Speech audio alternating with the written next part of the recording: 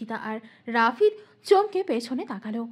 দেখলো জেহের দুই পকেটে দুই হাত ঢুকিয়ে বাঁকা হাসি দিয়ে দাঁড়িয়ে আছে। এবার রাফিদও নিজেও বেশ চমকালো, দুই চোখ যেন বের হয়ে যাবে এমন। জেহের এক হাত বের করে চুলে আঙুল চালাতে চালাতে বলল, পিপিলিকার পাখা গজায় মরিবার তরে। The proverb fits you perfectly mister Rafid. বলেই ঘায়েল করা বাঁকা হাসি হাসল আবার। রাফিদ ইনশিতার এক হাত শক্ত করে ধরলে যেই দৌড়াতে যাবে, তখনই চারপাশ ঘিরে ধরল কালো পোশাক পরিহিত গার্ড। রাফিদের নিজেরও অসহায় লাগতে লাগলো। যেখানে জেহের একা তাকে মেরে ফেলতে পারে, সেখানে এতগুলো গার্ডের মার খেলে 1 সেকেন্ডও লাগবে না ওপারে চলে যেতে। ইনশিতার পা থরথরিয়ে কাঁপছে, যে কোনো মুহূর্তে পড়ে যেতে পারে সে।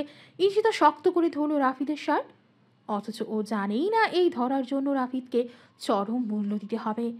জেহের এগিয়ে আসলো ইনশিতার সামনে, একদম কাছাকাছি। জেহেরের মুখমণ্ডল ভেজা, বোধ হয় ধুয়েছে। চুল বেয়ে গড়িয়ে পানি পড়ছে গোলাপি ঠোঁটে। ইস, ঘোর লাগানো দৃশ্য। জেহের এক ঝটকায় ইনশিতাকে কাঁধে তুলে নিল। ইনশিতাকে ফ্রন্ট সিটে বসিয়ে নিজেও যেই বসতে যাবে, তখনই ইনশিতা দরজা খুলে আবারও ভোদৌড়। তবে এবার রাফিদের কাছে দৌড়ে গেল। গন্ডারের মতো দেখতে গার্ডসরা রাফিদকে মারতে আসছে। রাফিদ বেধড়ক মার খেয়ে পড়ে আছে, আধমরা হয়ে আছে সে। বাকিটা জেহের মারবে, তাই একজন গার্ড রাফিদের হাত ধরে টেনে গাড়িতে জেহের দুহাত দুদিকে রাখল। ওপরে জেহের নিচে খাট দুপাশে ধাত বন্দি হয়ে গেল ইনশিতা। জেহের দাঁতের দাঁত পিষে বলল, খুব শখ না ওই রাফিদের কাছে যাওয়ার, ওর হাত জড়িয়ে ধরার? তাহলে চলো, আছে শখ মিটিয়ে দেবো তোমায়। বলেই একদম শরীরের ভার ছেড়ে দিল ইনশিতার উপর। ইনশিতা ব্যথাতুর আওয়াজ তুলে জেহেরকে সরতে বলল, প্লিজ জাহের, দোহাই লাগে ছেড়ে দিন আমায়। আমি আর কোথাও যাব না। আমি আমি এখন আপনার কাছেই থাকবো, তবু এমন করবেন না প্লিজ। তুমি পুরো একটা দিন রাফিদের সাথে থেকেছ, এর শাস্তি আগে তো তোমায় দিয়ে নেই। তুমি চলে আসার পরে জানো আমার কত কষ্ট হয়েছিল। আমাকে রেখে কি করে পারলে ওই ছেলেটার সাথে চলে যেতে? আমার কি কমতি আছে? হ্যাঁ, টাকা পয়সা ভালোবাসা সব আছে আমার, তাও কেন আমার থেকে পালিয়ে বাঁচতে চাও তুমি? আমি যদি মরে যাই না, তাহলে তোমাকে মেরে ফেলবো, তাহলে তোমাকে মেরে মরবো। আমি মরে গেলে তুমি অন্য কারো হবে, সেটা আমি হতে দিতে পারি না। তুমি তুমি শুধু আমার রোজ, আমি ছাড়া তোমার কেউ ভালোবাসতে পারবে না। এরকম হাজারো কথা বলছিল জেহের, সেসব কিছুই ইনশিতার কানে ঢুকছে না। সে জেহেরের থেকে ছাড়া পাওয়ার জন্য ব্যস্ত। তখন জেহের ইনশিতাকে কোলে উঠিয়ে নিল, বাথরুমের শাওয়ারের নিচে দাঁড় করিয়ে বলল, তোমায় ওই রাফিদ টাচ করেছে তাই না? বিশ্বাস করুন, ও আমায় টাচ করেনি। আমাকে মিথ্যে একদম বলবে না। আমি দেখেছি তো, ও তোমার হাত ধরেছে, তুমি ওর হাত ধরেছ, ও তোমাকে জড়িয়ে ধরেছে। আমি তো ওকে ছাড়বই না, তার আগে ওই ইডিয়েটের স্পর্শ তোমার শরীর থেকে উঠিয়ে নেব আমি। শাওয়ার ছেড়ে দিল জেহের। দুজনেই ভিজতে লাগলো। ইনশিতা কান্না করছে আর জেহের ইনশিতার গাল পিঠ বাহু ধরে জোরে জোরে ঘষতে লাগলো, যেন প্রচুর পরিমাণে আবর্জনা লেগে আছে।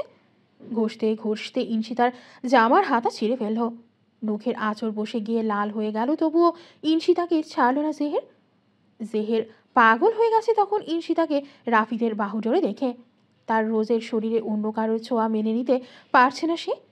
ইশিতা কাঁদতে কাঁদতে জেহেরের পা জড়িয়ে ধরে বসে পড়ল। ছেড়ে দিন জাহের, খুব কষ্ট হচ্ছে আমার, প্লিজ। জেহের ইনশিতাকে ধরে উঠিয়ে দেয়ালে চেপে ধরে বলল। ইনশিতার বাহুতে অস্থির হয়ে চুমু দিতে দিতে বলল, তোমার এই হাতে শুধু আমার ছোঁয়া থাকবে, আর কারো না। আর কেউ তোমার দিকে হাত বাড়ানোর চেষ্টা করলে তার হাত আমি কেটে ফেলবো। তোমার উপর একমাত্র আমার অধিকার আছে, শুধু আমার।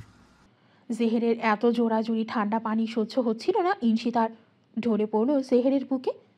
জেহেরের সেদিকে ভ্রুক্ষেপ নেই, সে তার রোজের শরীর থেকে অন্য কারো স্পর্শ ধুয়ে ফেলার চেষ্টায় আছে। ইনশিতা পিট পিট করে চোখ মেলে তাকালো, মাথাটা ভার হয়ে আছে, গলা পিঠও খুব জ্বলছে। উঠে বসে আশেপাশে চোখ বোলাতে নীলেই দেখল জেহের দূরে থাকা সোফায় বসে এক ধ্যানে তার দিকে তাকিয়ে আছে। দুই হাঁটুতে হাতের কনুই রেখে হাত জোর করে তার উপর থুতনি ভর দিয়ে রেখেছে। রক্তবর্ণ চোখ দুটো দিয়ে তীক্ষ্ণ দৃষ্টিতে পরখ করছে ইনশিতাকে। হেলিকপ্টারে ওঠার সময় ইনশিতার মনে পড়ল রাফিদের কথা। বেচারা কোথায় এখন? তার জন্যই তো রাফিদ এত বড় বিপদে পড়েছে। জেহেরকে জিজ্ঞেস করতে নিলেই জেহেরকে দেখে চোখ আটকে যায় ইনশিতার। স্যুট পরা জেহেরকে এত হ্যান্ডসাম লাগছিল না, তার উপর আলাদা এক attitude. I know how handsome I am. সব মেয়ে আমার জন্য পাগল, তবে আমি পাগল শুধু তোমার জন্য। এভাবে লুকিয়ে না দেখে সরাসরি দেখলে তো পারো। আমি তো সবটাই তোমার, রোজের মেহের। ইনশিতা ভ্যাবাচাকা খেয়ে গেল। নিজের মুখে নিজের প্রশংসা করা এমন লোক দুনিয়াতে কমই দেখেছে সে।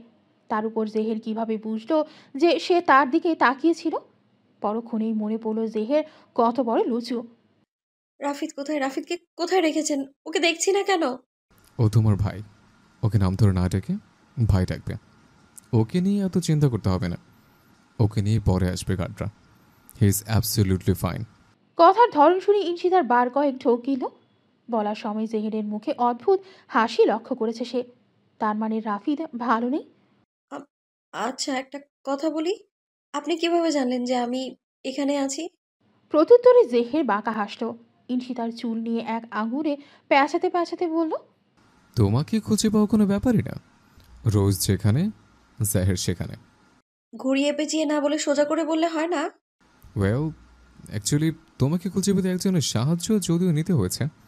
আর নো হার, বাট মেয়েটি আমায় বলেছিল যে রাফিদ তোমাকে নিয়ে এখানে এসছে। আর গত রাতে আমি তোমাকে খুঁজতে বের হলে রাস্তায় দেখে একটা মেয়ে দৌড়দৌড়ি করছে। ভালো করে দেখি তুমি, তারপর আর কি, আমিও তোমার পেছনেই। জেহের আর ইনশিতার বিয়ে কিছুক্ষণ আগেই হয়ে গেছে। একদম ঘরোয়াভাবে নর্মাল ড্রেসেই বিয়ে হয়েছিল। ইনশিতার পরিবার আর জেহেরের পরিবার ছাড়া বাড়তি কেউ ছিল না বিয়েতে। কবুল বলার সময় ইনশিতার গলার স্বর কাঁপছিল। তখনও পরন্ত বিকেল।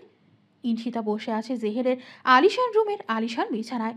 তারপর ইনশিতার খুব কাছাকাছি মুখ এনে দুষ্টু হেসে বলল, রাতের জন্য অপেক্ষা করতে পারবো না।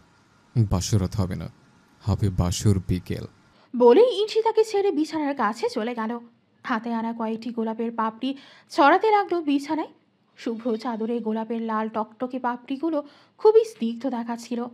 জেহের আরেকটা গোলাপের পাপড়ি নিয়ে ইনশিতার উপর ফেলতে লাগলো ধীরে ধীরে, চোখে মুখে দুষ্টু চাহনি। ইনশিতার হার্টবিট ক্রমশ বাড়ছিল। জেহেরের এমন চাহনির সাথে সে অপরিচিত।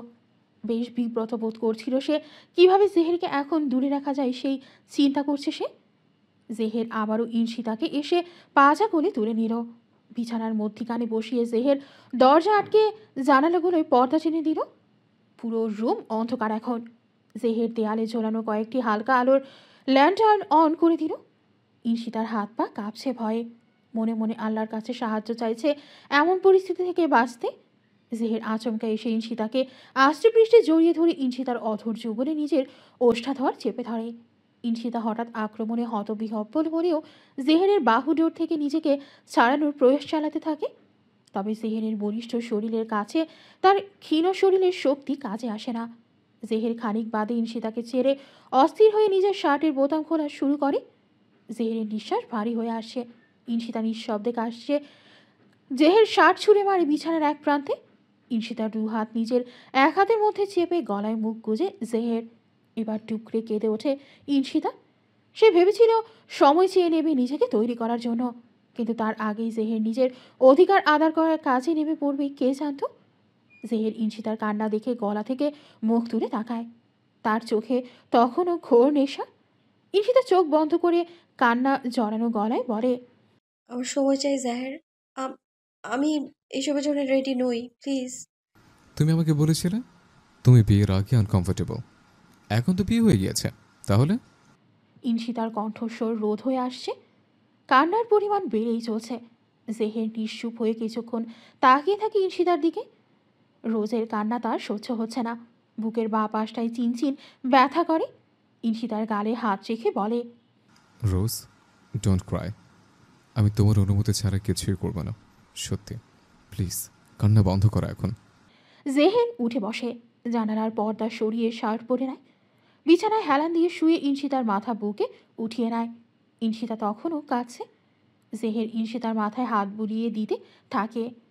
ইনশিতা কাঁদতে কাঁদতে জেহেরের বুকে মাথা দিয়ে ঘুমিয়ে পড়ে। জেহের ইনশিতার কপালে অথর ছুঁয়ে দেখতে লাগে তার রোজের ঘুমন্ত কান্নামাখা চেহারা। রাত 8টায় ঘুম ভাঙে ইনশিতার। নিজেকে কারো বুকে আবিষ্কার করে সে। মনে পড়ে এটা জেহের ছাড়া আর কেউই না। মাথা উঁচু করে দেখে জেহের তাকিয়ে আছে তার দিকে, চোখ দুটো প্রচণ্ড লাল।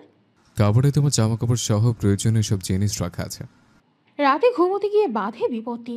ইনশিতা কিছুতেই জেহেরের সাথে এক বিছানায় ঘুমাবে না, তবে সেটা জেহেরকে বলার সাহস অবধিও করতে পারছে না। সোফায় বসে ছটফট করছে সে।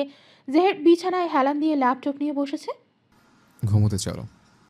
ইয়ে মানে বিকেলে তো ঘুমিয়েছি, তাই এখন ঘুম আসছে না। ঘুমানো লাগবে না, আমি ঘুমাবো। তুমি আমার বুকে শুয়ে থাকবে। চলো। আমি এখন বই পড়বো। পাশে থাকা বুক শেলফ থেকে বই নিয়ে উঁচু করে জেহেরকে দেখায়। জেহের নির্বিকার ভঙ্গিতে বলে, আচ্ছা পড়ো, খাটে এসেই পড়ো, আমি ঘুমোই। ইনশিয়া খাটে আছড়া হয়ে বসে বইটাতে খুব মনোযোগ দিয়ে দেখে। আসলে দেখে না দেখার ভান করছে। সে তো জেহেরকে আর চোখে দেখে তার ঘুমানোর অপেক্ষায় আছে। জেহের পাশে এসে শুয়ে ঝটকা মেরে ইনশিতাকে বুকের ওপর ফেলে। ইনশিতা অবাক হয়ে বলে, এটা কি হলো? আমার বুকে ঘুমানো হলো। দেখছেন না আমি বই পড়ছি। ঘুমোবো না এখন, বলেছি না? হ্যাঁ, দেখছি তো কেমন বই পড়ছ। বই উল্টো করে রেখেও যে পড়া যায় সেটা তোমাকে না দেখলে জানতাম না। ইনশিতা হাতের দিকে তাকিয়ে থতমত খেয়ে গেল। আসলেই সে উল্টো বই ধরে আছে। এখন কি করে আর জেহেরের থেকে ছুটবে? কিছু বলবে তার আগেই জেহের ইনশিতার ঠোঁটে আঙুল চেপে ধরল। মুহূর্তেই ইনশিতার শরীরে অজানা এক কাঁপন ধরে গেল। জেহের বলল, আর একটা কথাও না, চুপচাপ ঘুমিয়ে পড়বে। কি আর করা? অগত্যা জেহেরের বুকে দ্বিতীয়বারের মতো মাথা রেখে শুয়ে পড়ল। ইনশিতা ভাবতে লাগলো, এখন এই জেহের তার স্বামী, সারা জীবন তার সাথেই কাটাতে হবে। তাহলে এখনও কেন সে মেনে নিতে পারছে না জেহেরকে? একদিন না একদিন তো মেনে নিতেই হবে। সেই একদিন না হয় আজ থেকেই শুরু হোক। ইনশিতা তখন জেহেরের ছোঁয়াগুলো মনে করতে লাগলো। তখন সে এতটাই ভয় পেয়ে গিয়েছিল যে মাথায় কিছুই আসছিল না। আর এখন সেই ছোঁয়া ভাবতেই হুট করে ইনশিতার পিঠ দিয়ে ভালো লাগার শীতল স্রোত বয়ে যায়। কেন জানে না। ইনশিতা একটু মুখটা উঠিয়ে দেখলো জেহের এখনও তার দিকে তাকিয়ে আছে। জেহেরের দিকে তাকাতেই জেহের চোখ রাগানি দিল। ইশিতা দ্রুত চোখ বন্ধ করে ফেলল।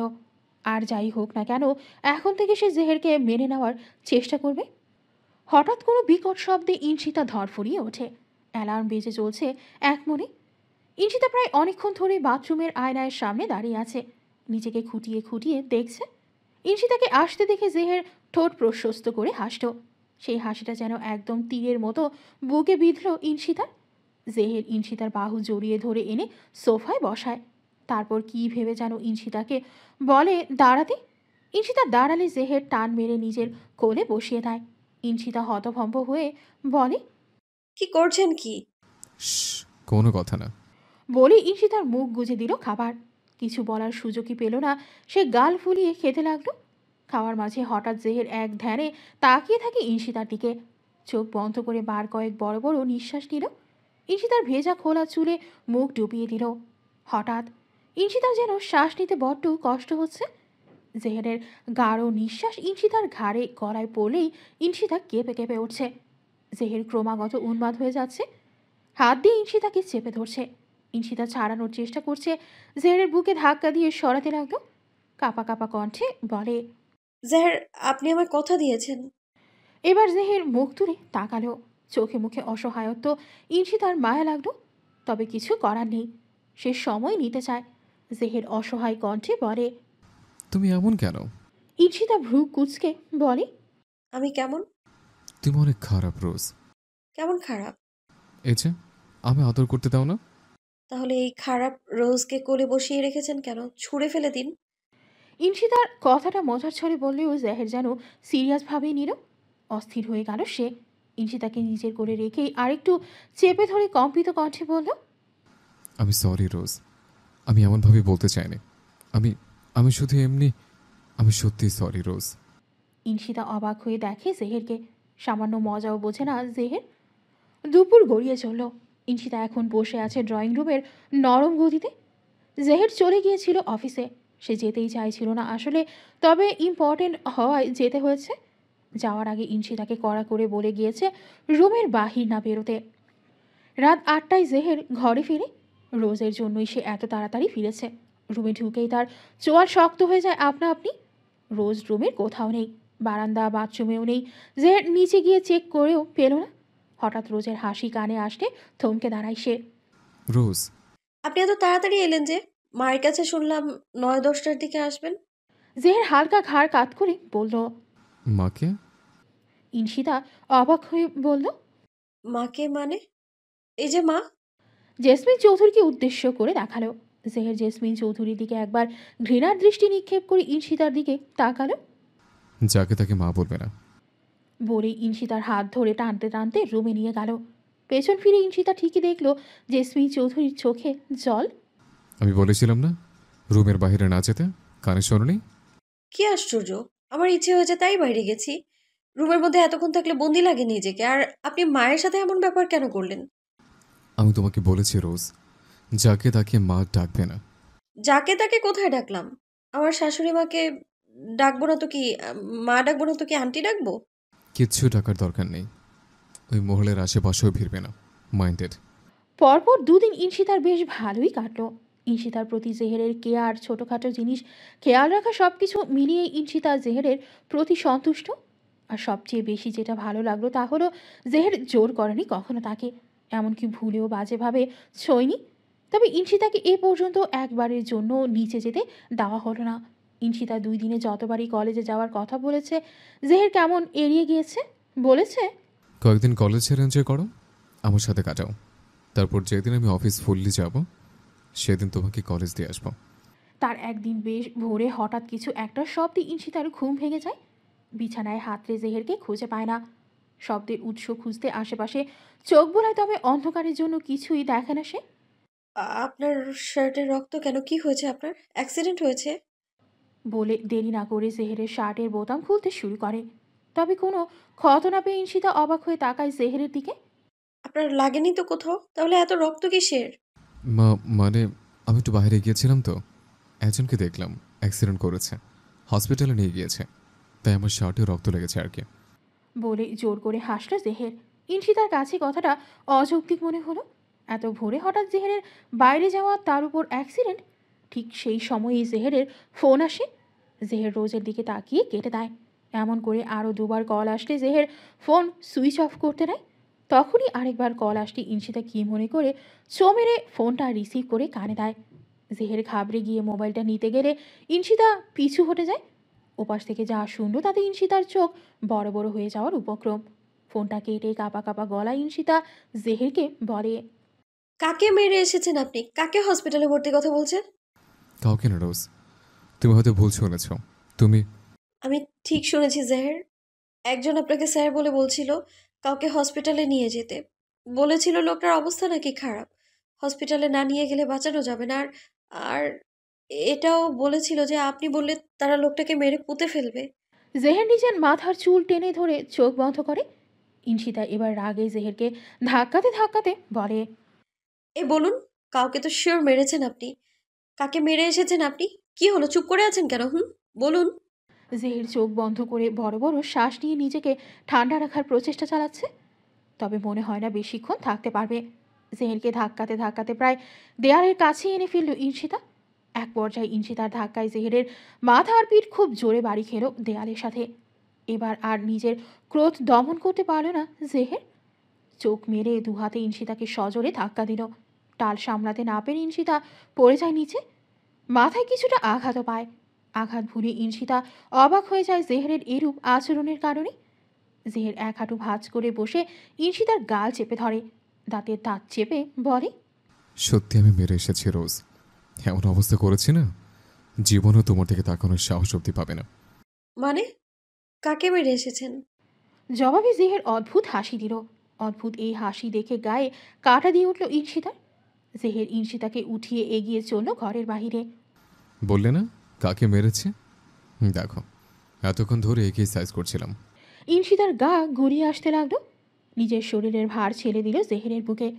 জেহের শক্ত করে ধরল ঈশিতাকে। সামনে রক্তাক্ত অবস্থায় পড়ে আছে রাফিদ। শরীরের একটু অংশ দেখা যাচ্ছে না রক্তের কারণে। নিস্তেজ শরীর পড়ে আছে মেঝেতে। হাত পা মুখের সব জায়গায় ক্ষত। দেখলেই ভিন্ন জগতের প্রাণী মনে হবে। রাফিদ?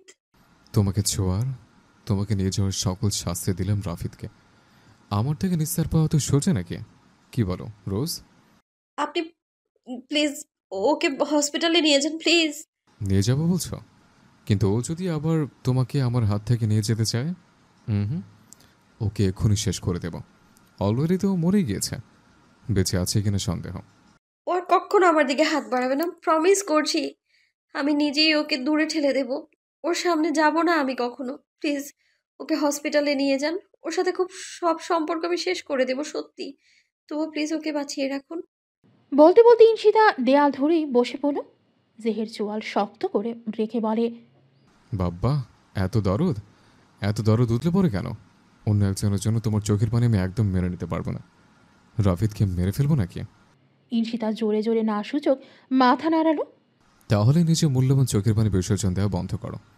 আর যদি কোনোদিন দেখেছে আমি ছাড়া কারোর জন্য কেঁদেছ, তাহলে তাকে দুনিয়া থেকে সরাতে আমার এক মুহূর্তও লাগবে না। সেই ঘটনার 2 দিন পর খবর আসে রাফিদ হসপিটালে। এই দুদিনে জেহের যেন আরও বেশি গম্ভীর হয়ে গেছে। আগের হাসিটুকু মিলিয়ে গেছে। মাঝে মধ্যে মাথা চেপে ধরে বিড়বিড় করে রুমের 2-1টা জিনিস আসতে ফেলে। তা দেখে ইনশিতা ভয় পেলে জেহের নিজেই সরি বলে নিজেই রুম ক্লিন করে। ইনশিতাকে বারান্দায়ও যেতে দেয় না তেমন একটা। রাতের বেলায় নিজের সাথে ইনশিতাকে নিয়ে যায়, তবে একা যেতে দেয় না। জেহের যখন অফিসে থাকে সেই মুহূর্তটা ইনশিতা আলিশান রুমটাতে এক প্রকার বন্দী হয়ে থাকে। জেহের তখন ওয়াশরুম থেকে বের হয়েছে মাত্র। ইনশিতা জেহেরের সামনে গিয়ে বলল, একটা জরুরি কথা ছিল। আজ থেকে আমি কলেজে যাব ভেবেছি। তা শুনে জেহের শুধু ফিচেল হাসল। তোয়ালে দিয়ে মুখ মুছতে মুছতে ইনশিতাকে পাশ কাটিয়ে ড্রেসিং টেবিলের সামনে চলে গেল। ইনশিতা জেহেরের কাছে এসে ফের বলল, কি হলো? আপনি কি শুনেছেন আমার কথা? তোমার পড়াশোনা করতে হবে না। মানে, আপনি পাগল হয়ে গেলেন নাকি? আপনি তো বলেছিলেন বিয়ের পর যত ইচ্ছে পড়াশোনা করা যাবে। আর আমাকে কথাও দিয়েছিলেন। তাহলে এখন উল্টো পথে হাঁটছেন কেন আপনি? উত্তর দিচ্ছেন না কেন? আপনি তো নিজেই কথা দিয়েছিলেন আমায়। তাহলে সেই কথার কি হলো এখন? তখন টাকা পয়সার জন্য তো পড়াশোনা করেছিলে, আর এখন যখন চারপাশে কোটি কোটি টাকা, তখন পড়াশোনা করে তোমার লাভ কি? কেন রে? আমাকে পড়াশোনা করালে কি তোর জাত যাবে? নাকি তোর সম্পদের ক্ষতি হবে? আর এটাই বোধহয় ইনশিতার কাল হয়ে দাঁড়ালো। জেহেরকে কেউ তুই সম্বোধন করে বলুক তা একদম পছন্দ না তার। হয় আপনি নয় তুমি করেই বলে সবাই। কিন্তু নিজের ভালোবাসার মানুষের মুখে তাকে ছোট করে কথা বলাটা সে মেনে নিতে পারল না। ইনশিতাকে হ্যাচকা টানে ডিফানে ফেলে দিল। ক্রুদ্ধ হয়ে ইনশিতার গলা চেপে বলতে লাগলো, বেশি বার বেড়ে গেছো না? আমাকে তুই করে বলার সাহস কোথায় পেলে তুমি? ছাড় দিয়েছে বলে কি নিজের অবস্থান ভুলে গেলে নাকি? আমাকে তুই করে বলা, তাই না? আজকে তোমায়। বলে জেহের আশেপাশে কিছু খুঁজতে লাগলো ইনশিতাকে সাহেস্তা করার। তার মেজাজ বিগড়ে গেছে। এদিকে ইনশিতার যেন যান যায় যায় অবস্থা। জিভ বেরিয়ে গেছে, চোখ উল্টে গেছে। জেহেরের 2 হাতের লোহার শক্তিতে ইনশিতা দুনিয়া ভুলতে শুরু করেছে। তখনই জেহের ইনশিতাকে ছেড়ে ওয়ার্ড্রোফের সামনে চলে গেল। ইনশিতা এ যাত্রায় প্রাণে বাঁচল। জোরে জোরে শ্বাস নিয়ে নিজের শক্তি ফিরিয়ে আনতে চাইল। আর তার আগেই জেহের আবার তাকে টান মেরে উঠিয়ে খাটে ফেলে দিল। তোমার জন্য হ্যান্ডকাফ আনাটা শেষ পর্যন্ত সার্থক হলো। ভেবেছিলাম লাগবে না, কিন্তু তুমি যে লেভেলের বদমাস, তোমাকে তো বেঁধে রাখতেই হয়। আমার সাথে জোর গলায় কথা বলার শাস্তি এটা। আজ পুরো দিন তুমি এভাবেই থাকবে। দুপুরে বেশ তাড়াতাড়ি করেই জেহের বাড়ি ফিরল। রুমে ঢুকে ইনশিতাকে সেই আগের মতোই পেল, তবে ঘুমন্ত অবস্থায়। রোজ, উঠে পড়ো। রোজ। প্রায় 1 ঘন্টা ইনশিতা বসেছিল সোফায়। জেহের খেয়াল করছিল রোজকে। অনেকটাই মন ভরা হয়ে আছে রোজ। নিজের কাজ ফেলে ইনশিতাকে নিয়ে বের হয়। ইনশিতাকে নিয়ে আজ একটা নির্জন নদীর পাড়ে যায় জেহের। এটা সেটা বলে ইনশিতার সাথে কথা জমানোর চেষ্টা করে চলেছে। তবে ইনশিতা আগের মতোই চুপচাপ আছে, কোনো কথা বলছে না। এমনকি জেহেরের দিকে একবার চোখ তুলেও তাকায়নি সে। রুমের জিনিসপত্র ভেঙে চুরমার। ইনশিতা খাটের এক কোণায় কান চেপে ধরে বসে আছে। জেহেরের শার্টের বোতাম এলোমেলো করে খোলা, চুল অগোছালো। রেগে গিয়ে আরও জিনিসপত্র ভাঙতে শুরু করে জেহের। ইনশিতাকে বিছানা থেকে উঠিয়ে শক্ত করে হাত চেপে ধরে জেহের। তর্জনী দিয়ে চিবুক তুলে ফোঁস করতে করতে বলে, কথা বল আমার সাথে। ইনশিতা জেহেরের হাত ঝটকা মেরে সরিয়ে মুখ ফিরিয়ে নিল। আজ পুরোটা দিন সে জেহেরের সাথে কথা বলেনি। নদীর পাড়ে গিয়েও জেহের কথা বলার চেষ্টা করেছিল। ইনশিতা মুখে কুলু পেটেছিল ততক্ষণ। আজ যেন সে পণ করে নিয়েছে জেহেরের সাথে কথা বলবে না। আর জেহের ইনশিতার সাথে কথা না বলতে পেরে পাগল হয়ে যাচ্ছে। কত রকমভাবে কথা বলতে চেয়েছিল সে, কিন্তু ইনশিতা পাত্তাই দিচ্ছিল না। ঘরে ফিরেও হাজারো কথা বলেছিল জেহের। ইনশিতা নিজের মতোই চুপ করেছিল, জেহেরের দিকে ফিরেও তাকাচ্ছিল না। রোজের এই ইগনোরেন্স সহ্য করতে পারছিল না জেহের। এই রোজ, প্লিজ একটু কথা বলো না আমার সাথে। একটু এইভাবে ইগনোর করো না প্লিজ। আমার খুব কষ্ট হয় রোজ। এই যে এইখানটায় খুব কষ্ট হয়, খুব। জেহের ইনশিতার এক হাত নিজের বুকের বাপাশে চেপে ধরে। ইনশিতা এক পলক একটু দেখে জেহেরকে, তবে জেহেরের চোখে কাতরতা দেখতে পাচ্ছে না, একদমই না। যা দেখছে সব হিংস্রতা। দিনে দিনে জেহের আর আগের মতো কাতর হয় না, শুধু গম্ভীর আর হিংস্র হয়ে উঠছে। দরজা খোলা দেখে ব্যস্ত পায়ে রুমের বাইরে বেরিয়ে আশপাশ খোঁজ নিতে গিয়ে দেখলো ডাইনিংয়ের সামনের বড় বারান্দায় কেউ একজন দাঁড়িয়ে। রোজের চুলের ঘ্রাণে মন উতলা হয়ে গেল তার। থ্রি কোয়ার্টার পরায় হাঁটু থেকে নিচ পর্যন্ত উন্মুক্ত হয়ে রয়েছে, যা জেহেরের ভেতরটা নাড়িয়ে দিল। এক হাঁটু ভেঙে নিচে বসে আচমকা ইনশিতার উন্মুক্ত পায়ে অথর ছুঁয়ে দিল জেহের। পায়ে ঠান্ডা স্পর্শ পেতেই কেঁপে গিয়ে পেছনে ফিরল ইনশিতা। নিচে চোখ নিয়ে দেখল জেহের তাকিয়ে আছে তার পায়ের দিকে। কয়েক কদম সরে গিয়ে দাঁড়ালো ইনশিতা। ছি ছি, জেহের কি করছে তার পায়ে? জেহের দাঁড়ালো ইনশিতার সামনাসামনি, চোখে মাতাল করা চাহনি। সেই চাহনি দেখে ইনশিতার বুক কাঁপতে লাগলো। ইনশিতার বুকের উপর শার্টের একটি বোতাম অজান্তেই খোলা রয়েছে, যেখানে কালচে তিল চোখের দৃষ্টি নিবদ্ধ হলো হঠাৎ। উন্মুক্ত গলা আর বুক যেন জেহেরকে সম্মোহিতের মতো টানছে। মাথা ঝিমঝিম করে উঠছে, চারপাশে সব কিছুকে ধোঁয়াশা লাগছে। নিজেকে সামলাতে বড্ড কষ্ট হচ্ছে জেহেরের। সেই কষ্টকে আর বাড়াতে দিল না সে। ইনশিতার কোমর পেঁচিয়ে গলায় মুখ ডুবিয়ে অধর ছোঁয়াতে লাগলো। চোখ বন্ধ করে ফেলল ইনশিতা। তপ্ত নিঃশ্বাস ইনশিতার ভেতর শিহরণ জাগিয়ে দিচ্ছে। জেহেরের হাত বেসামাল হয়ে পড়েছে ইনশিতার সারা শরীরে। ইনশিতা বাধা দিতে চাইল, তবে বাধা দিতে সাহস পাচ্ছে না সে। অদৃশ্য এক শক্তি শেকলের মতো বেঁধে রেখেছে তার সমস্ত সাহসকে। রোজের বাধা না পেয়ে জেহের যেন আরও প্রশ্রয় পেয়ে গেল রোজকে কাছে পাওয়ার। ইনশিতাকে নিবিড়ভাবে জড়িয়ে নিয়েই বারান্দার চেয়ারে বসে পড়ল। শার্টের ভেতরে জেহেরের হাত ঢুকে পড়েছে।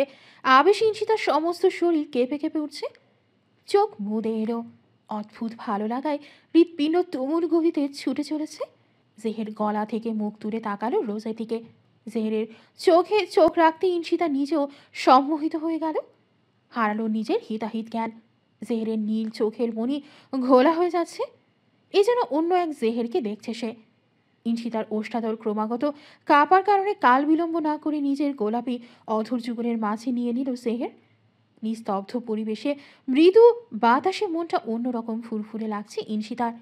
ইচ্ছে করছে সায় দিতে জেহেরের ভালোবাসায়। কোনো অন্যায় তো আর হবে না। জেহের তো তার স্বামী, তার অর্ধাঙ্গ। ইনশিতা সারা বেয়ে জেহের গভীরভাবে কাছে টেনে নিল ইনশিতাকে।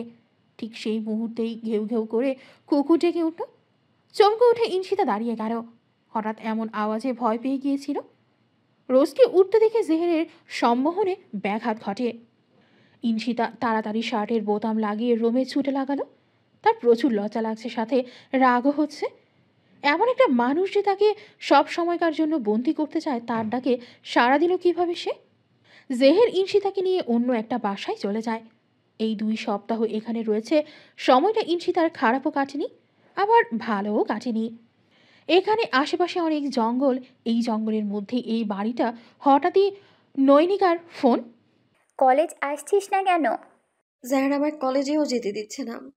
কিন্তু জেহেন্না তোকে বিয়ের আগে কথা দিয়েছিল তোকে কলেজে আসতে দিবে, তাহলে? আমিও সেটাই বলেছিলাম জাহেরকে, তবে তিনি এখন মত পাল্টে ফেলেছেন। তিনি আমাকে আর কলেজে যেতে দেবেন না।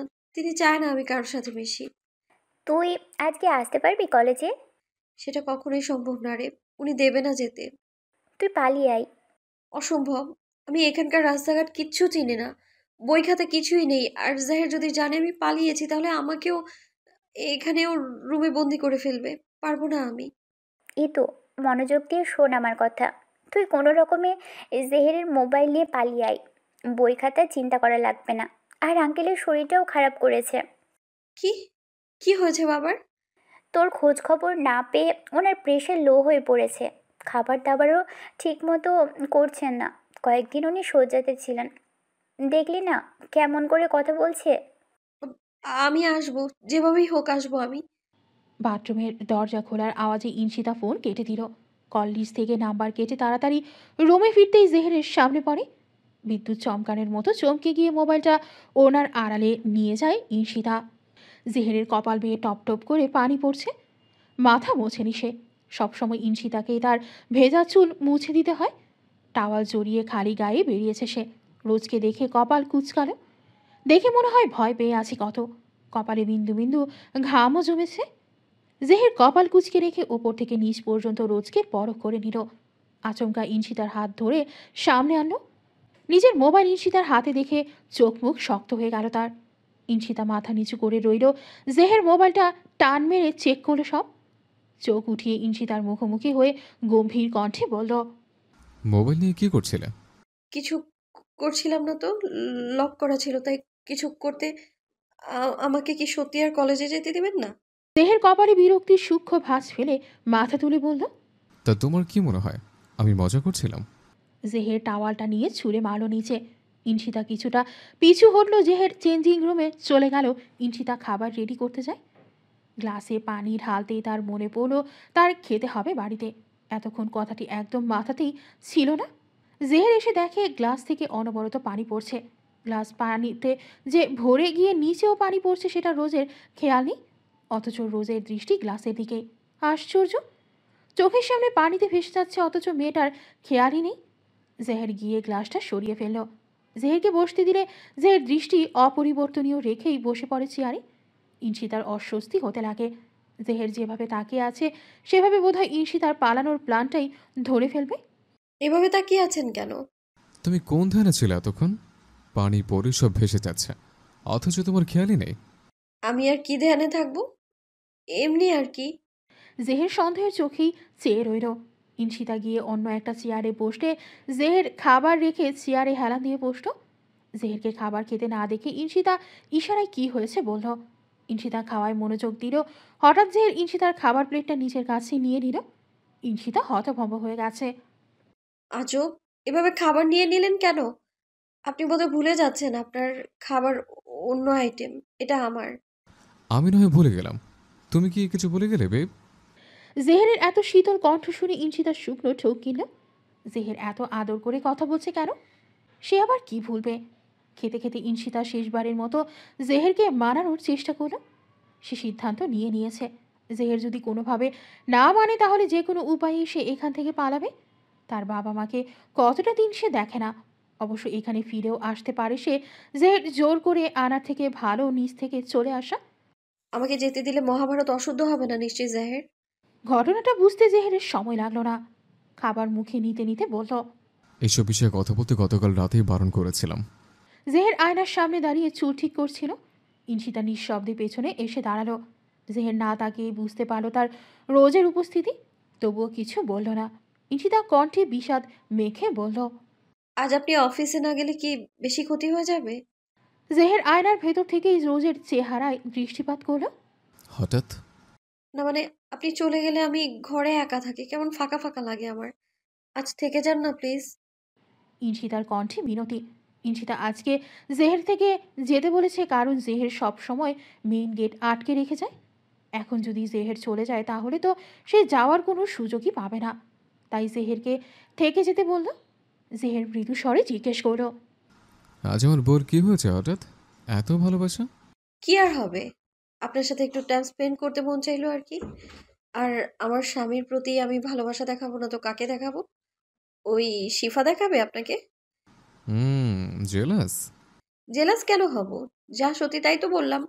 আমি বউ আপনার, তাহলে আমিই তো ভালোবাসা দেখাবো, তাই না? যত সব। ঈশিতার রুমের বাইরে চলে গেল। জেহেরের ঠোঁট চেপে হাসতে হাসতে গলার টাই খুলে ফেলল। ঈশিতা শুয়ে আছে জেহেরের বুকের ওপর। জেহেরকে সে এক প্রকার জোর করেই ঘুমাতে নিয়ে এসেছে। জেহের অফিস না গেলে ঈশিতা বলেছে তার প্রচুর ঘুম পাচ্ছে আর সে এখন জেহেরের বুকেই ঘুমাবে। বেড়ে 800 জেহেরের বুকে মাথা দিয়ে রেখেছিল ঈশিতা। এখন বাজতে চলেছে 11:50। জেহের ঈশিতার চুলে বিলি কেটে দিতে দিতে ঘুমে তলিয়ে গেছে। ঘন ঘন নিঃশ্বাস পড়ছে জেহেরের। আর এই সুযোগটারই অপেক্ষা করছিল ঈশিতা। সে ধীরে ধীরে উঠে চিলেকোঠার ঘর থেকে দড়ি নিয়ে আসতো। জেহেরকে না বেঁধে চলে গেলে জেহের যে তাকে সেকেন্ডে খুঁজে নেবে তা ভেবে এই সিদ্ধান্ত নিয়েছে ঈশিতা। জেহেরের এক হাত অতি সাবধানে ধরে খাটের সাথে বেঁধে দিল, খুব শক্ত করে বেঁধে দিল যাতে কোনোভাবেই খুলতে না পারে। জেহের একটু নড়াচড়া করে উঠলে ইনশিতা মাথায় হাত বুলিয়ে দেয়, তাতেই জেহের গাঢ় ঘুমের দেশে তলিয়ে যায়। শেষ হলে ইনশিতা কিছু টাকা আর জেহেরের মোবাইল নিয়ে পা টিপে টিপে বেরিয়ে গেল ঘরের বাহিরে। মেন গেটের বাহিরে আসতেই যেন মাথাটা চক্কর দিয়ে উঠল। চারপাশে এত এত জঙ্গল যে দিনের বেলাকেও রাত ভেবে কেউ ভুল করবে না। ইনশিতার বাবা কাছে একটু দূরে দাঁড়িয়ে ইনশিতার মাও আঁচড়ে মুখ গুজে আছে। ইনশিতা নিজের কান্না সংবরণ করে হাসি মুখে মাকে জড়িয়ে ধরে বলল, আমি কি একেবারে জন্য চলে গেছি নাকি যে এভাবে মরা কান্না কাঁদছো? মা প্লিজ কান্না থামাও। অনেক দিন হয়েছে তোমার হাতের খাবার খাই না। যাও তো, তাড়াতাড়ি কিছু বানিয়ে নিয়ে এসো। ইনশিতার মা তড়িঘড়ি করে রান্নাঘরে ছুটল। ইনশিতার বাবা বলল, জেরকে আনলি না কেন? জাহের অফিসে আমাকে কলেজের সামনেই দিয়ে গেছে। ওনার অনেক কাজ তো, তাই চাইলেও আসতে পারেনি। বাবা মায়ের সাথে দুপুরে খাবার খেয়ে বিদায় নিয়ে কলেজ গেটের উদ্দেশ্যে রওনা দিল ইনশিতা। নয়নিকা বলেছে গেটের সামনে দাঁড়াতে। আসার সময় ইনশিতা তার আগের ভাঙা মোবাইলটা সঙ্গে করে নিয়ে এসেছে, এটা লুকিয়ে রাখবে যাতে জেহের না দেখে। আর মাকেও বলেছে কোনো সমস্যা হলে এই নাম্বারেই যাতে কল করে। কলেজ গেটের সামনে আসতেই নয়নিকাকে দেখা গেল। এই তো, কী খবর? কেমন আছিস তুই? যেহেতু কেউ কলেজ আসতে দিচ্ছে না কেন? তোর কি মনে হয় না যেহেতু তোর পুরো অস্তিত্বে নিজের মালিকানা খাটাতে চাইছে? সে তো আমাকে দেখার পর থেকেই খাটাচ্ছে। নয়নিকা দাঁড়িয়ে পড়ল। ইনশিতার কোনোই ধরে নিজের দিকে ঘুরিয়ে বলল, যেহেতু তোকে সত্যিকারের ভালোবাসে না ইতু। আমারও প্রথমে তাই মনে হয়েছিল নয়ন, কিন্তু ওনার সাথে থাকতে থাকতে বুঝে গিয়েছি উনি সত্যিই ভালোবাসেন আমায়। ওনার মায়াতে জড়িয়ে গেছি আমি। ওটা ভালোবাসা না, ওটা পাগলামি, অসুস্থ ভালোবাসা। তুই কেন বুঝতে চাইছিস না? যেহেতু চাই তোকে নিজের হাতের পুতুল বানিয়ে নাচাতে। উঠতে বললে উঠবি, বসতে বললে বসবি। তোর সত্তার উপর নিজে রাজ করতে চাই। যেহেতু যদি এককে দুই বলে তাহলে তোকেও সেটা বলতে হবে। ও যদি সত্যি তোকে ভালোবাসতো তাহলে তো তোর ইচ্ছে অনিচ্ছাকে প্রাধান্য দিত, তাই না? তা উনি যে অনেক বড় কষ্টে আছেন নয়ন, আমাকে সেই কষ্ট হতে ওনাকে বের করতে হবে। আমি কখনোই পারবো না ওনাকে ছেড়ে যেতে। কি বলছিস বুঝতে পারছি না। আচ্ছা, চল তোকে এক জায়গায় নিয়ে যাই। আমি যেতে পারবো না নয়ন, জায়গাকে একা রেখে এসেছি আমি। তো উনি কি বাবু নাকি যে একা থাকতে পারবে না? সেটা না, আমি ওনাকে ঘুমের মধ্যেই বেঁধে রেখে এসেছি। এই না হলেই তো ভালোই করেছিস। এখন চল। আমি ভুল করেছি ওনাকে বেঁধে, অনেক বড় ভুল। এটা করা উচিত হয়নি আমার। আমি যাচ্ছি জাহেরের কাছে।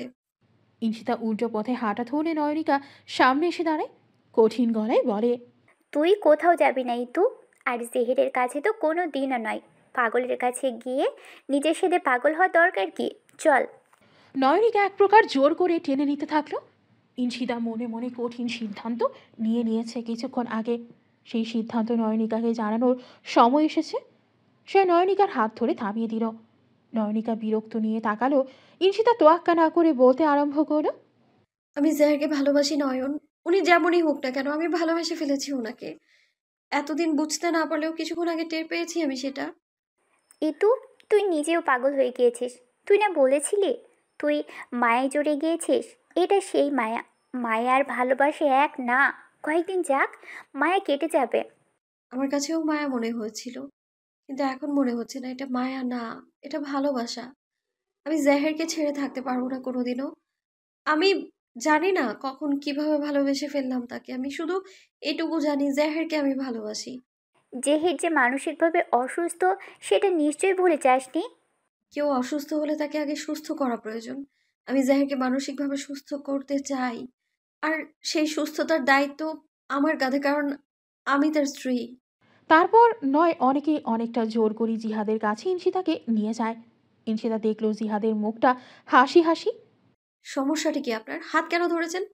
অনুমতি ছাড়া নিজের ভাইয়ের বউয়ের হাত ধরতে লজ্জা করে না আপনার? নির্লজ্জ বেহায়া কোথাকার। জিহাদ রেগে গিয়ে ইনশিতার দিকে এগিয়ে যেতে নিলে জেবা ইশারায় থামতে বলে। নয়নিকা ইনশিতাকে চোখ রাগিয়ে বলে, বেশি বেশি করছিস তুই। সামান্য হাতই তো ধরেছে, এতে এত রেগে যাওয়ার কি আছে? রেগে যাবো না তো কি পা ধরে সালাম করবো? এনাকে আবার জাস্ট সহ্য হয় না। উনি অনুমতি ছাড়া আমার হাত ধরার সাহস পায় কি করে? কোথায় নিয়ে এসেছো তোমরা আমায়? কোথাও যাবো না আমি তোমাদের সাথে। তোমরা নিশ্চয়ই কোনো প্ল্যান করে এনেছো আমায়, তাই না? আমি বুঝেছি এতক্ষণে। আমি আমি চলে যাব জাহিরের কাছে, এক্ষুনি চলে যাব আমি।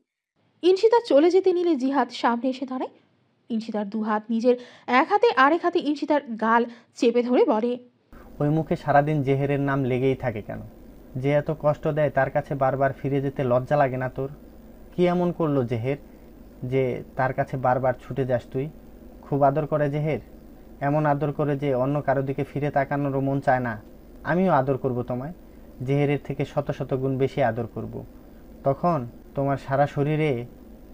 জিহাদের মুখের ভাষা ক্রমশ খারাপ হয়ে যাচ্ছে, যা শুনে ইনশিতার গা গোলানো শুরু করলো। সে চিৎকার করে বলল, চুপ করুন আপনি, অসভ্য কোথাকার! ভাইয়ের বউকে এসব বলতে লজ্জা করে না আপনার? ভাইয়ের বউ? সিরিয়াসলি? তুমি নিজেকে জেহেরের বউ দাবি করলেও কেউ মানে না তোমাদের। কারো মানা না মানায় আমার কিছুই যায় আসে না। জাহের আর আমি মানলেই চলবে। ছাড়ুন আমায়। একবার যখন পেয়েছি তখন আর ছাড়ি কিভাবে? আগে তো নিজের করে নেই, তারপরে ছাড়াছাড়ির কথা উঠবে। ইনশিতা কনুই দিয়ে কয়েকবার জিহাদের বুকে আঘাত দিয়েছে। তাতে ব্যথা পেয়ে হাত আলগা করলেও ছাড়েনি ইনশিতাকে। জিহাদ ইনশিতাকে চেপে ধরে সামনের সুউচ্চ বিল্ডিংয়ের দিকে এগোতে লাগে। তবে ইনশিতার এত লাভ ঝাপে এগিয়ে নিতে পারছে না। ইনশিতা এবার কামড়ে দিল জিহাদের হাতে। জিহাদ আর ধরে রাখতে পারছে না ইনশিতাকে। ইশারায় ওদেরকে ডাকে। নয়নিকা আর জ্যাবাও এগিয়ে এসে শক্ত করে ইনশিতাকে চেপে ধরে। ইনশিতার এবার সকলকেই নিজের শত্রু মনে হতে লাগে। তখন ইনশিতাকে তিনজনই জোড়াজুড়ি করে 7 তলায় একটি ফ্ল্যাটে নিয়ে আসে। রুমে এনে জিহাদ ইনশিতাকে ধাক্কা মেরে ফেলে দেয়, যার ফলে কপালে খানিকটা আঘাত পায় ইনশিতা। কয়েকটা ব্যাগ ইনশিতার মুখের ছুঁড়ে মেরে নয়নিকা আর জেবাকে আদেশ দেয় রেডি করিয়ে দিতে। জিহাদ বেরিয়ে গেলে নয়নিকা আর জেবা তৈরি করাতে লাগে ইনশিতাকে। ইনশিতা কিছুই বুঝতে পারছিল না। ইনশিতা ভয়ে দরজার কাছে দৌড়ে যেতে নিলে জেবা আর নয়নিকা জোর করে ধরে রাখে। ইনশিতা চিৎকার করে কাঁদতে লাগলো। বিল্ডিংটাতেও বোধহয় বেশি মানুষ নেই। নয়নিকা কটমট করে বলে, তোর নাটক শেষ হলে সাইনটা করে দে। বিয়ে বসতে চলেছিস, কোনো ফাঁসিতে ঝুলছিস না। আমার জাহেরের সাথে বিয়ে হয়ে গিয়েছে, সব নিয়ম মেনেই বিয়ে হয়েছে। আরেকটা বিয়ে করা যাবে না কোনো মতেই। আর সবচেয়ে বড় কথা, আমি জিহাদকে বিয়ে করতে পারবো না। ওনার মতো নোংরা মন মানসিকতার লোক কখনো কারো স্বামী হওয়ার যোগ্যতা রাখে না। এটা শুনে জিহাদ ইনশিতার বাহু চেপে নিজের দিকে ঘুরিয়ে বলল, সেই নোংরা মন মানসিকতার লোকটাই আজ তোমার স্বামী হবে। আর জেহেরের সাথে বিয়ে কেউ মানেই না। সো নিজেকে জেহেরের স্ত্রী পরিচয় দেওয়া বন্ধ করো। জেহেরকে শুধুমাত্র ভয় পেয়ে বিয়ে করেছো তুমি, ওটা কোনো বিয়ে ছিল না। তারপর ইনশিতার হাতে কলম ধরিয়ে দিয়ে বলল, সাইনটা করো আগে। তুই কেন এমন করছিস নয়ন? তুই তো আমার বেস্ট ফ্রেন্ড, আমার বোনের মতো।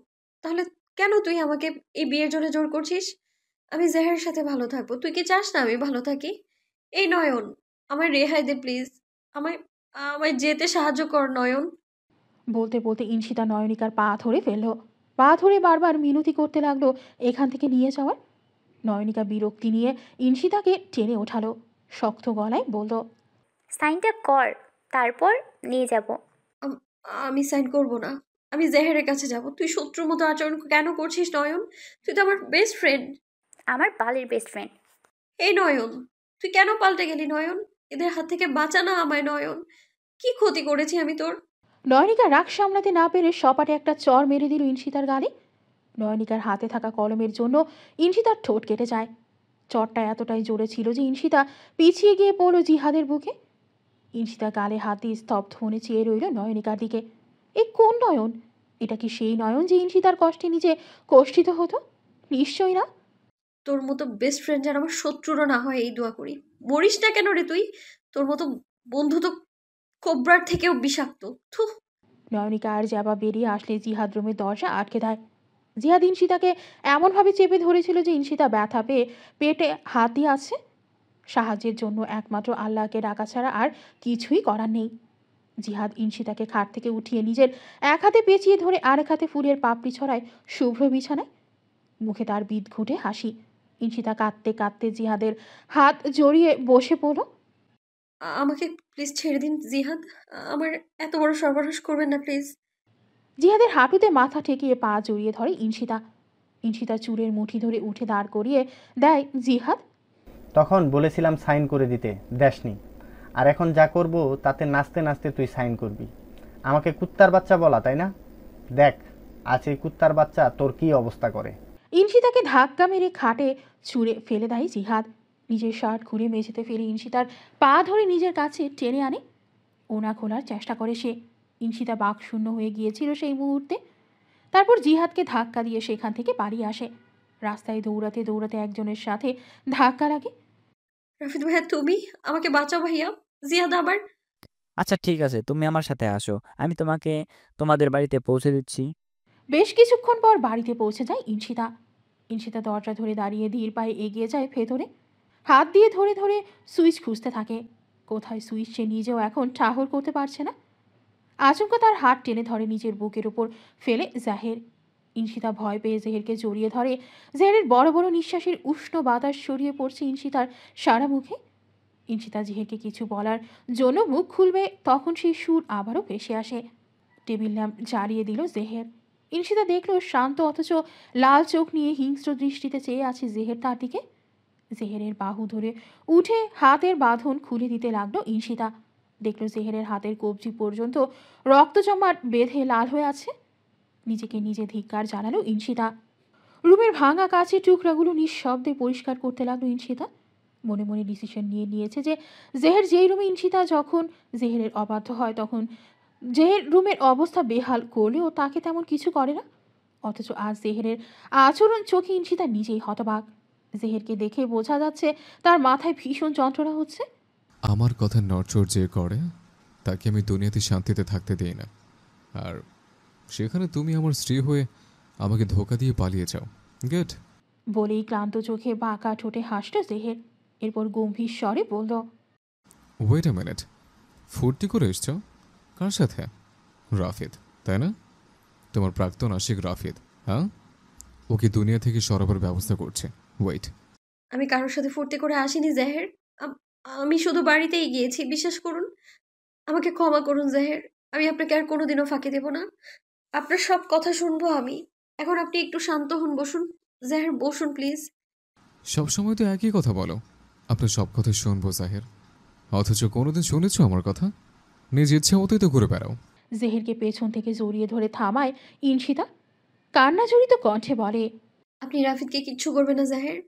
আপনি যদি এমন কিছু করেন তাহলে আমি আপনার সাথে কথা বলা বন্ধ করে দেব। জাহের প্লিজ ঘরে চলুন।